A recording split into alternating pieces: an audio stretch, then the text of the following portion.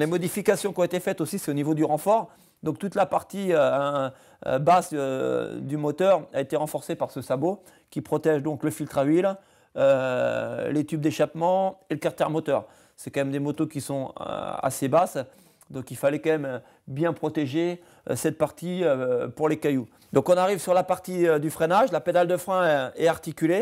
Toujours pareil, dans le souci de ne pas se casser et justement de pouvoir bien résister à tous ces déplacements et tout ce que je vais lui demander de faire. Un petit câble pour la retenir si jamais j'accrochais des cailloux, avec des repose-pieds qui sont vraiment très larges, hein, avec des petites butées ici pour avoir une bonne adhérence au niveau de la semelle des bottes et évidemment bien articulé pour la sécurité. Donc la partie arrière de la moto a été équipée d'un amortisseur Öhlins, réglable en compression et en détente, et on a fait mettre un système de réglage hydraulique au niveau de la précharge du ressort, hein, pour pouvoir tous les jours bien affiner les réglages et surtout au fur et à mesure qu'on va avancer, pour essayer de gommer les petites réactions au niveau du ressort. Si jamais le ressort se tasse un petit peu sur la longueur de la course, on a la possibilité de le régler.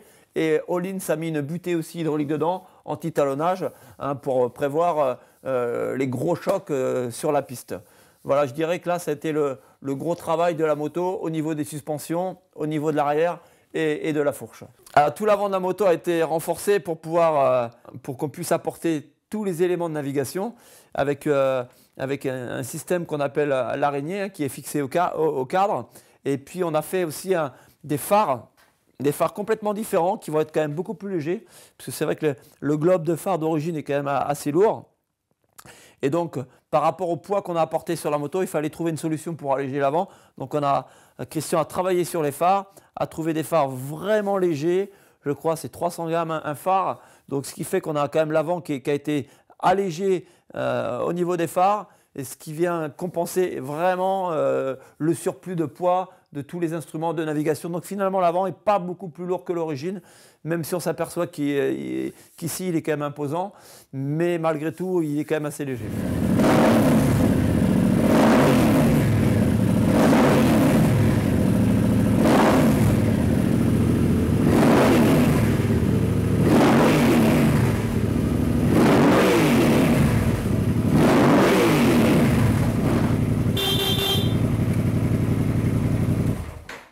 Bon, le moteur respire bien.